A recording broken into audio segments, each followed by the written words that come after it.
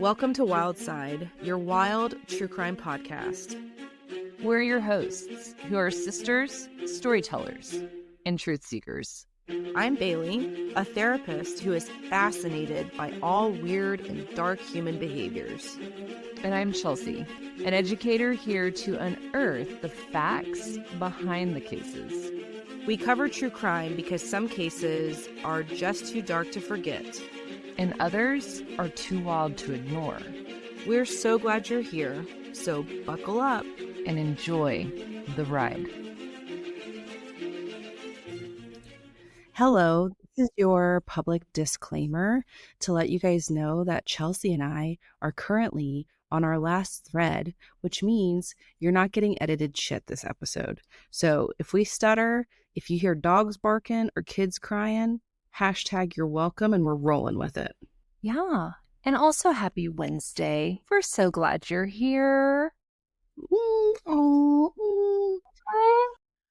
And this is our Shortcide week, and I'm really excited about this. This is probably our favorite week of the month. It just happens to be once a month. And we're going to kick this off. And this is a question for all you listeners, and I just want Chelsea to answer it too. So if you had to write a will, what is the weirdest thing that you would leave behind? Man, weirdest thing I would leave behind. Or like a stipulation. So, I mean, I guess I could leave so remember when the green M&M kind of became a thing, like the lady M&M? Yeah. Right? She was brown, though, wasn't she? Well, yeah, maybe she's gone. So whoever the green M&M is, I have that green M&M like as a cookie jar, and Dad gave it to me when I was going off to college, and I don't really remember the context around it, but I've just had it for all these years, and it sits in my closet, and I keep my kids' teeth in it.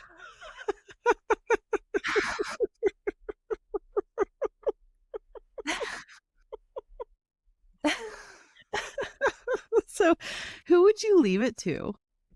So I kind of feel like I would split it up evenly between you and your brother, right? Like, here you go. Here are y'all's teeth from childhood. And y'all can just split it up evenly. Like, do you want your teeth back? Because I'm not. You want your teeth back. Indian giver.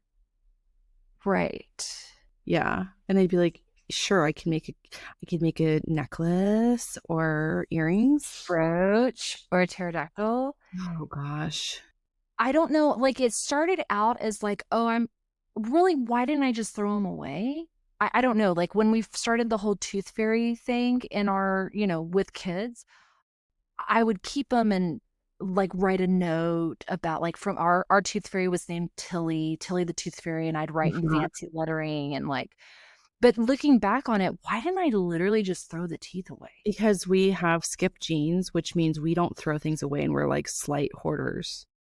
Well, because it's always like, oh my gosh, what if there's this new stem cell research and they need the DNA from those teeth? What's so funny is I think the weirdest thing that I would do in my will is, just so y'all know how the dynamic that Chelsea and I came from. So our mom had this dresser, this antique dresser that she got somewhere. And I got my hair cut years ago. I mean, like middle school, high school, like good 6 inches cut off, and you put a rubber band, you cut it off. Well, she kept it because that's apparently our family hoards, keratin and, other things that come off of our body. And she put it in that dresser, and our dresser was left in the house during Hurricane Katrina. And for some reason, we still have it.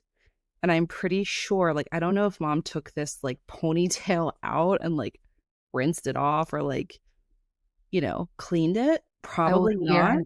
I will guarantee that she did not. And it's just like, I'm pretty sure it's in like Dad's bedside table drawer or like wherever that, reclaimed Hurricane Katrina, dresser drawer is with my lock of hair in it. But I don't know who I would leave it to. I'd probably leave it to like somebody, that I impacted in one way like 15 years ago, and just like leave it to them and make sure that they got it.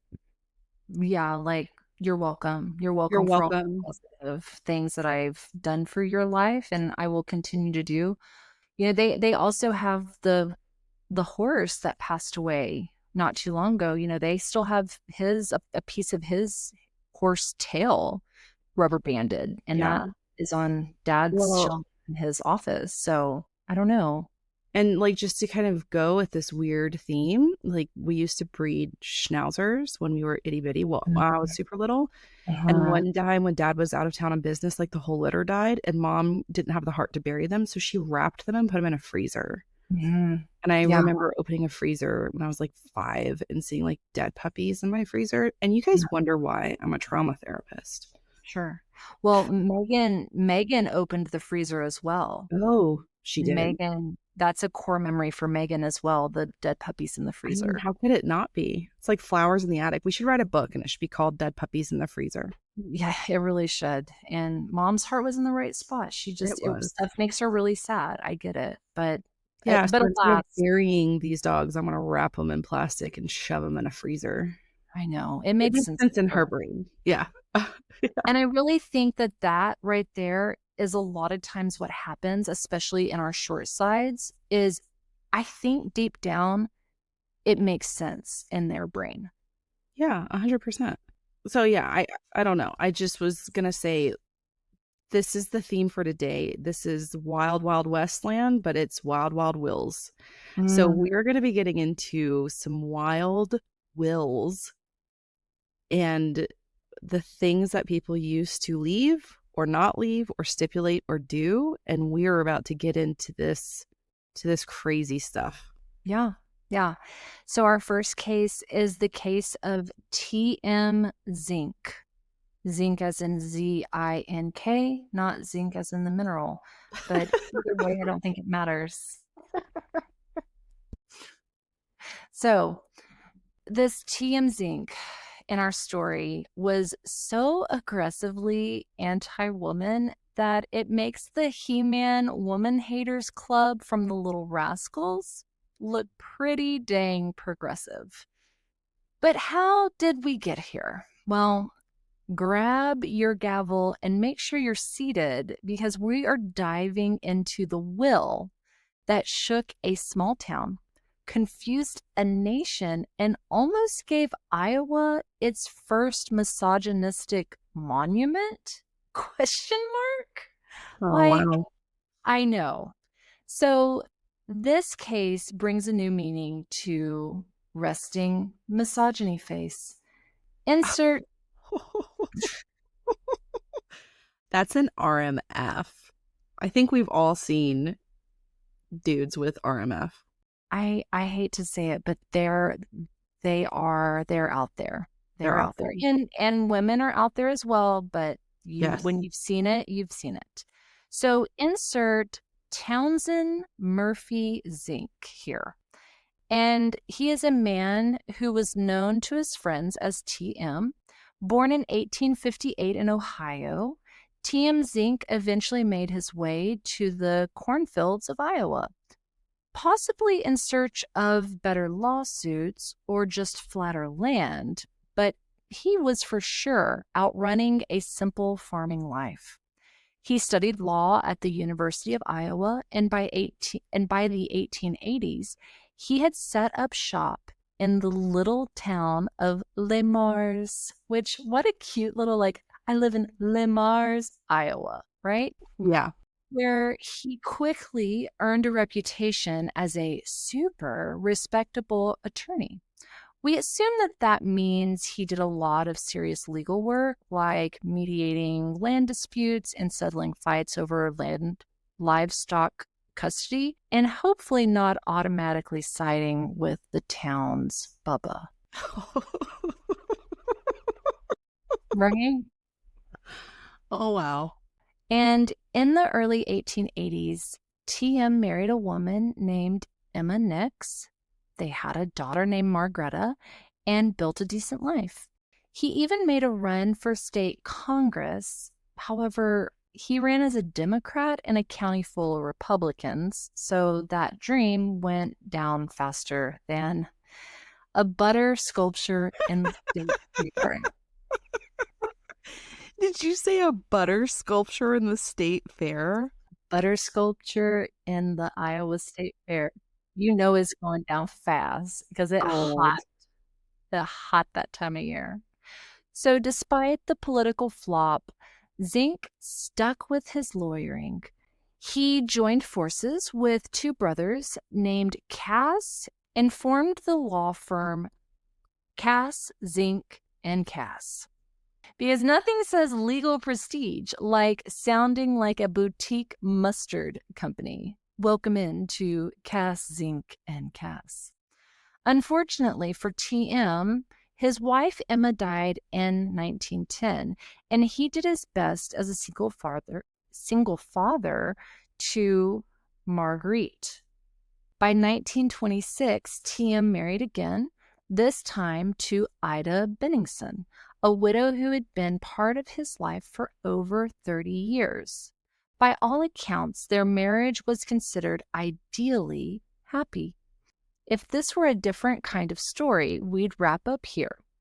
A couple enjoying their golden years together, their love story ending in peace. But, as you've probably guessed, that's not how this story goes. By 1930, Zink's health was declining.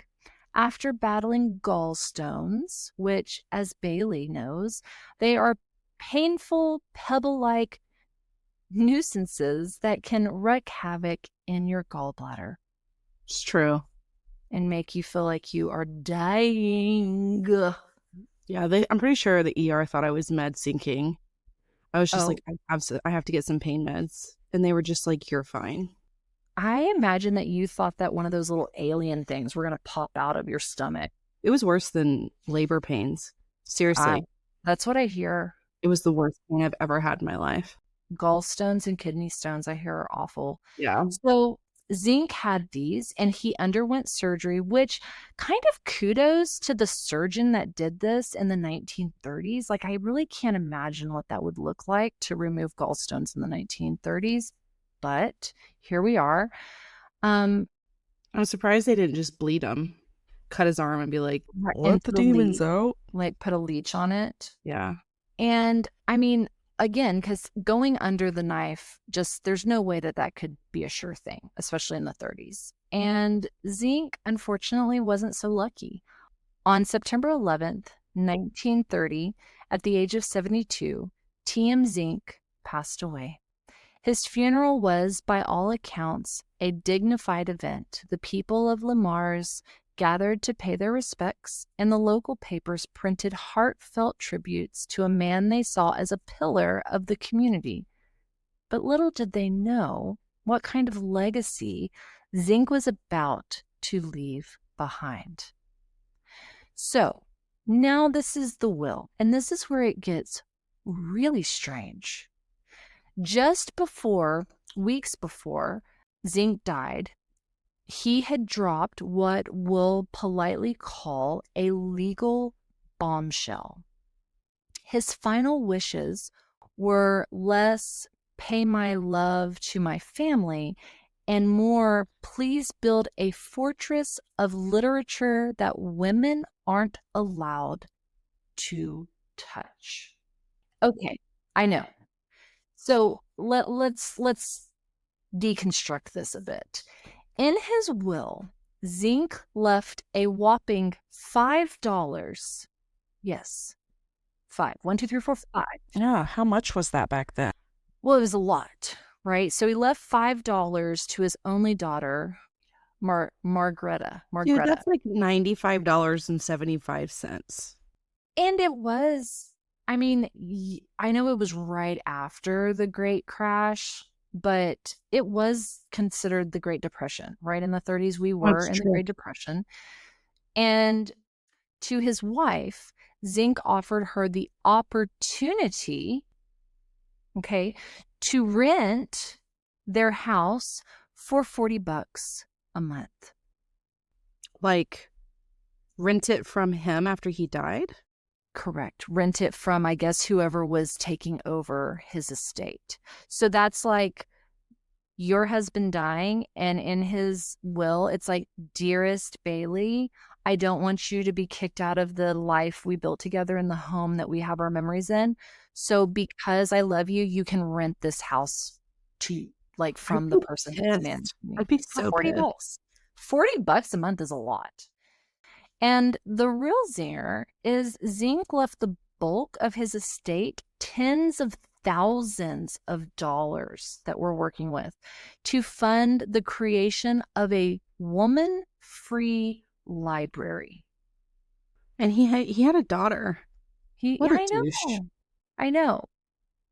So in this woman-free library, there were no books allowed that were written by women, no artwork by women, and definitely no women walking through the doors.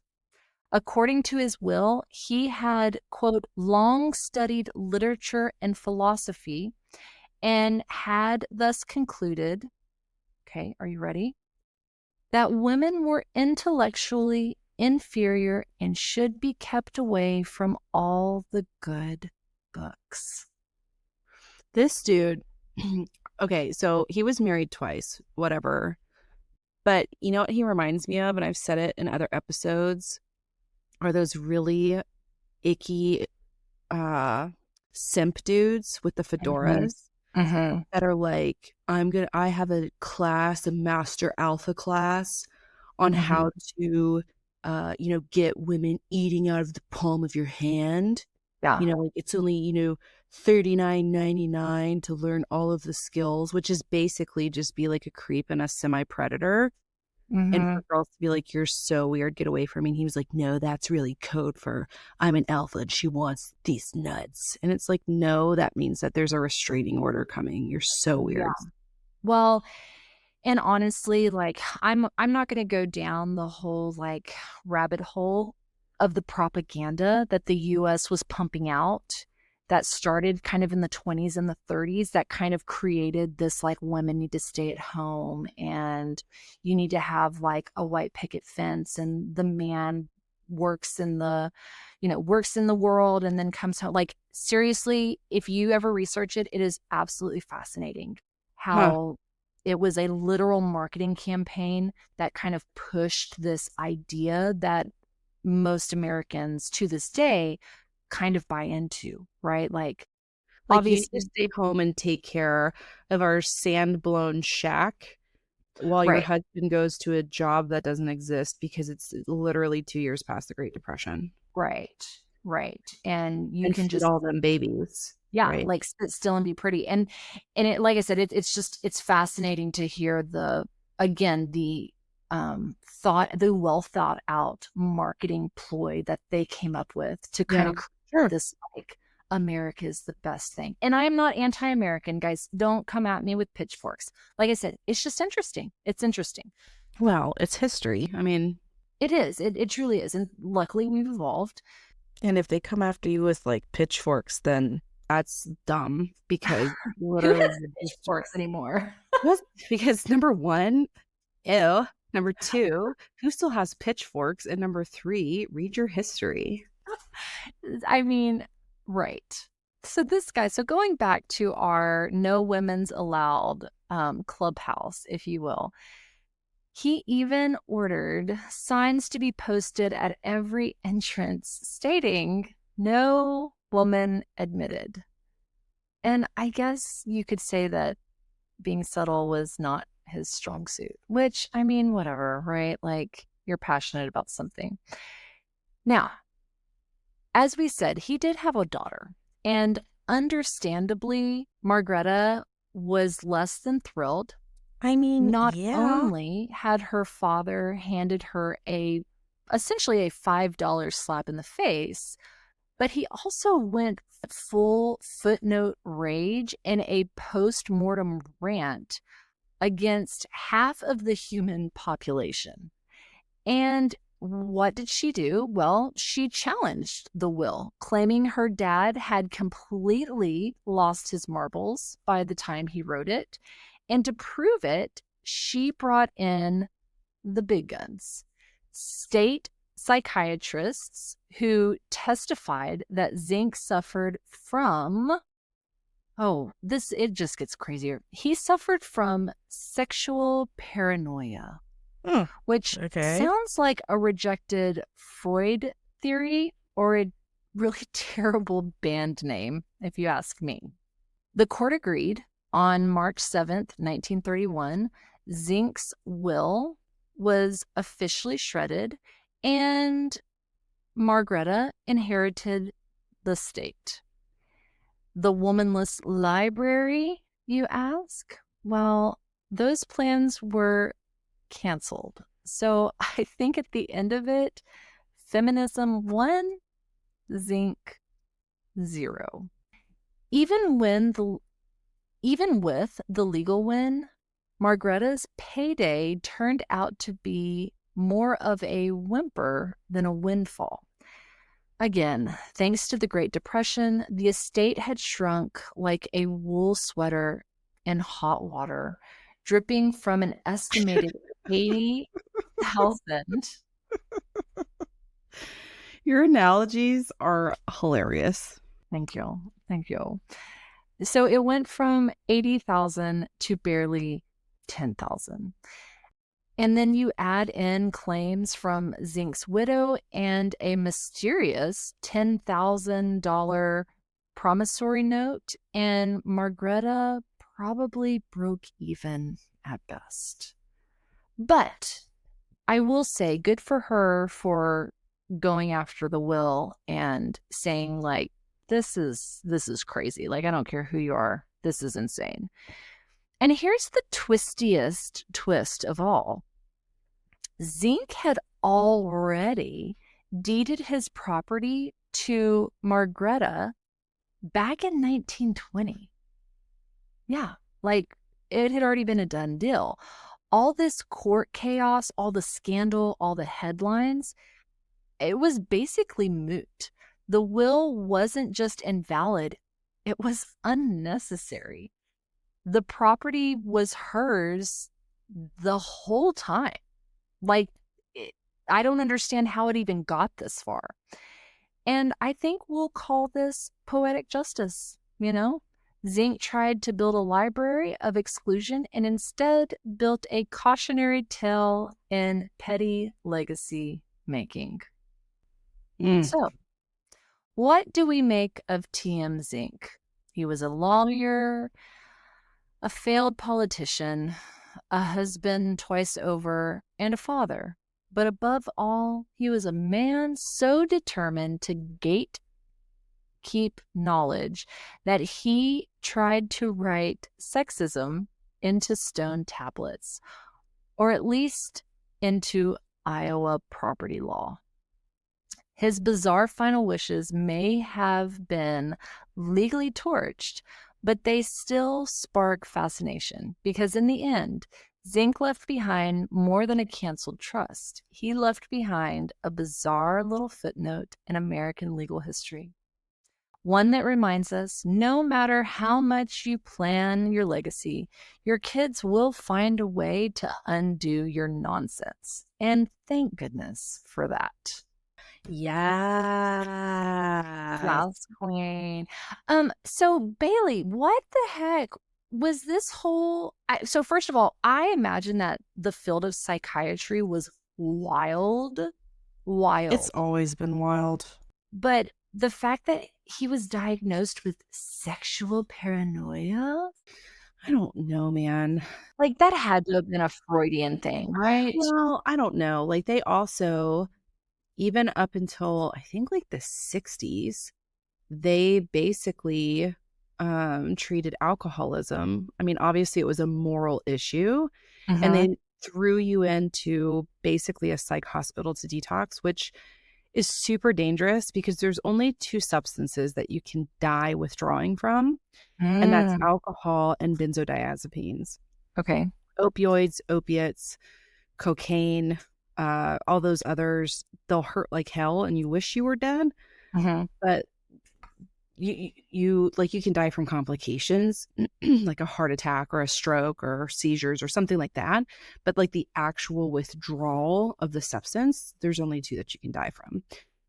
And so the fact to me that even in the 60s they were just like throw them in a corner and like let them duke it out with their hallucinations and their grand mal seizures because they're morally conflicted is wild to me. Yeah.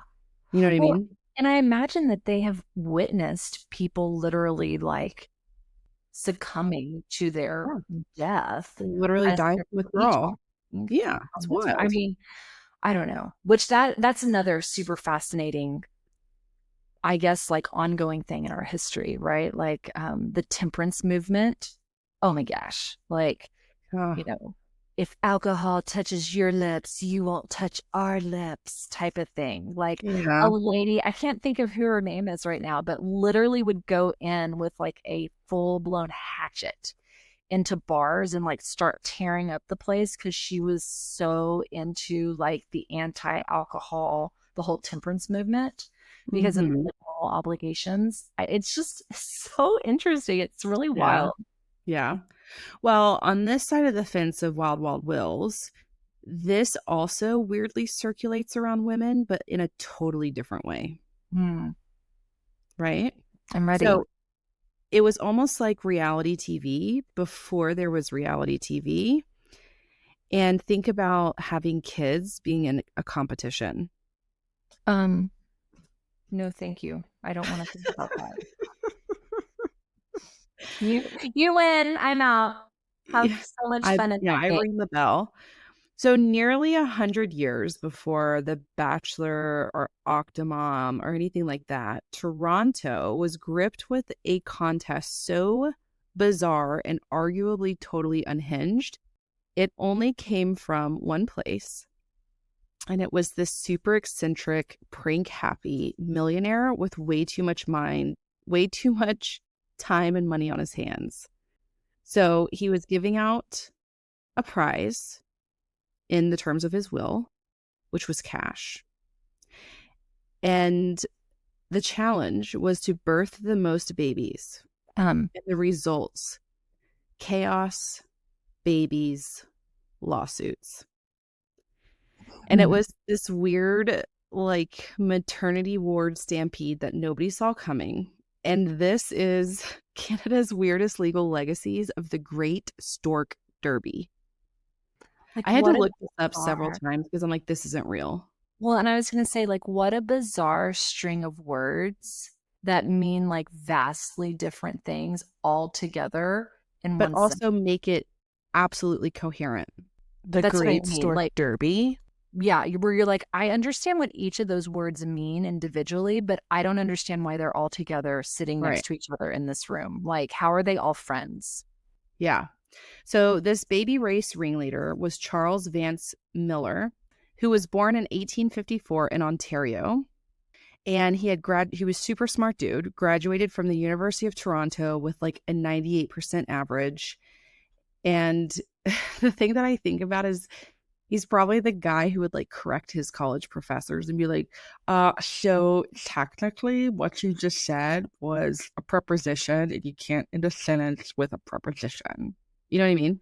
Dude, for real, like the thought of me, because I've thought about going into, like as a high school educator or even higher education in this education journey. And I think that's my biggest fear is for someone to be like, you're dumb. We're all 20 years younger than you and 1,000 times smarter than you. Yeah, And I imagine that was that dude. maybe. But kind of similar to your story. So maybe there's a, correlation here. But Miller was a lawyer. He was also a real estate investor, a racehorse enthusiast, and most important for our story today, a professional level prankster. He was uber rich and he would do things like drop dollar bills on the sidewalks and watch people awkwardly like pocket them, but pretending that he didn't see it. And he even said, if you want to see true guilt, watch an honest man find a dollar. This is the kind of guy who would be like an influencer on TikTok right now. But he mostly lived modestly despite being super wealthy. But he was just an odd duck. He would sleep on his porch in like freezing weather for like toughness. And one very specific thing about him is he did not want to leave behind a boring legacy. Like that was his thing. So when Millar sat down to write his will, he didn't opt for the classic, like, to my loving cousin, I leave my china set and all of that stuff. Instead, he wrote a will that would like set the whole ass city on fire by creating a like decade-long birth brawl. Birth brawl. I am so ready for you to explain this to me Yeah. because I have so many thoughts. Because I'm like, first of all, like people are already having 1 billion babies in this era. Like, Yeah. why would you need it to be a competition? Everybody's doing it. So Millar died suddenly at his law office on Halloween in 1926. I mean, of course he did. Right. Of course he died on Halloween. But then, obviously as the things proceeded and it came time to reading his will, that's when things got spicy. He didn't leave his fortune to relatives or charities. Instead, he turned his final legal document into a challenge. And amongst the will, this is some of the things he put. He gifted shares of a beer company to Toronto's most devout Protestant ministers. He left his Jamaican vacation home to 3 lawyers, but only if they lived there together. And the twist was like they all hated each other. And then another one is he tried to leave money to a housekeeper who had already died. And so he was like, if she'd known she'd be in his will, she might have hurried him into the afterlife. Like that was his kind of like mentality. So just kind of a bizarre dude, right? But to top it all off, the topping of this is there was a clause which would go on to make headlines. And it was this: whoever gave birth to the most babies in Toronto within 10 years of his death would win the remainder of his fortune, which is like over $1 million in today's money. So let the reproductive games begin. May the odds be ever in your favor. So it kind of makes me wonder. I mean, Toronto, even back then, I'm sure was a pretty big town. But I guess my brain is like, does it have to be within a certain district? Do you have to register for the prize winning? Could it just be anybody who's like, oh yeah, like this chick had like 16 kids. I mean, she lives up the road a ways, but yeah, super nice gal, don't you know? Right. Yeah. And they're like sweet Canadian accent. So do you know? Are you going to get into Well, this? I'm going to get there if you'd stop talking. Oh. So from 1926 to 1936, Toronto was no longer just a city. It was like a baby factory. Women started to strategize, okay? And the newspapers would like all speculate, and reporters would like chase pregnant women down the streets for like exclusive interviews. And on a serious note, one paper even hired a baby race correspondent who like literally only reported on like the baby race in this area. Like even though this is like wacky and weird and bizarre, it's also the early mid 20s to the mid 30s. So maternal, like the risks in pregnancy was still pretty high, right? There were complications. Infant mortality was really high.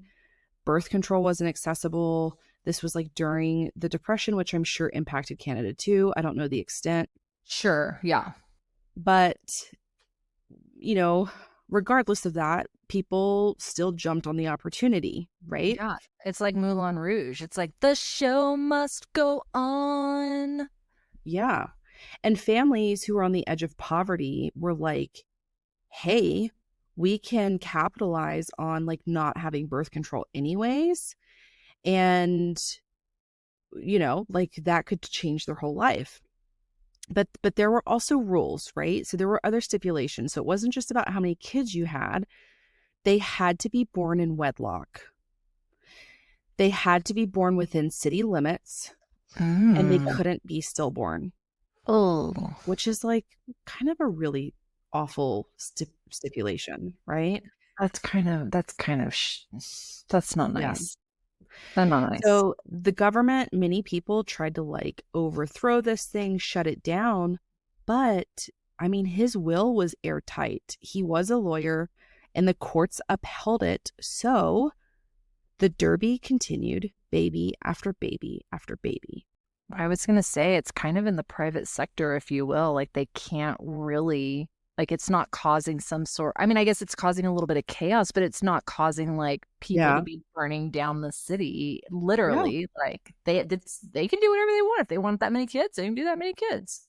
By the mid 1930s, two women were emerging as the ultimate rivals and likely one of two of the victors. So it was between these two women. So you had Lillian Kinney. She was a fiery woman with a promise to throw a party on Millar's grave if she won.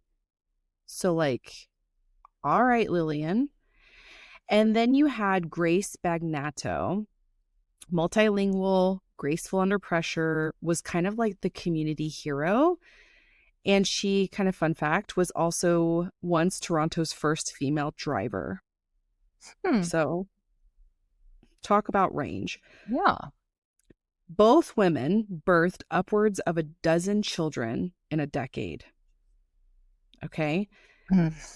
And tabloids were like all over it.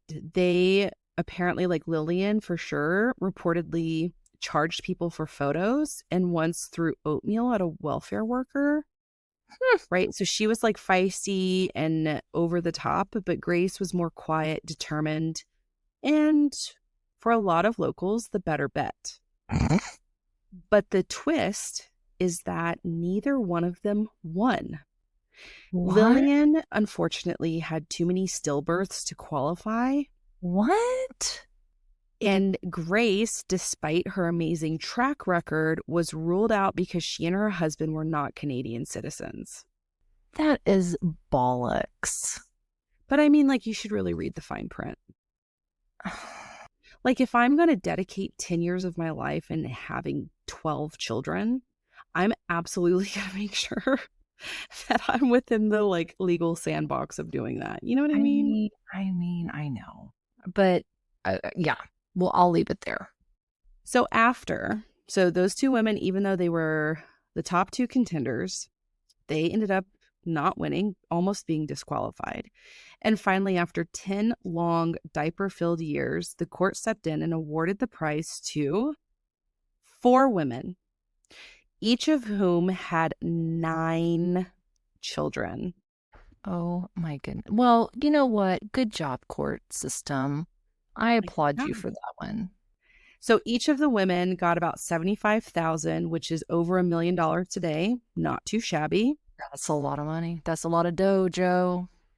Two other mothers ended up receiving smaller settlements after some legal challenges. And as far as how the winners spent their money, well, one family bought a mansion, another invested in a burger stand. Hmm. One fireman dad handed out cigars to his crew and treated them to drinks every Christmas, which is like, I guess, super wholesome and whatnot. Yeah, I like it.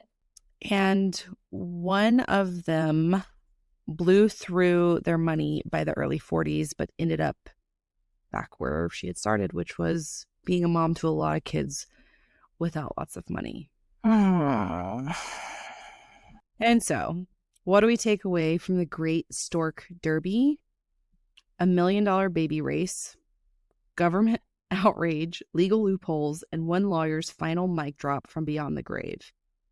Charles Vance Millar may not have had kids of his own, but he certainly left behind one wild story and a reminder that the most unforgettable legacies don't always come from the people who followed the rules.